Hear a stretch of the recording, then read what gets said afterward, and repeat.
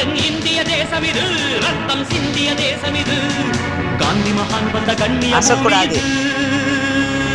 தாயின் மணிக்கொடி, தாயின் மணிக்கொடி சொல்லுது ஜெயஹிந்த். தாயகம் காத்திட தன்னலம் போக்கிட சொல்லுக ஜெயஹிந்த்.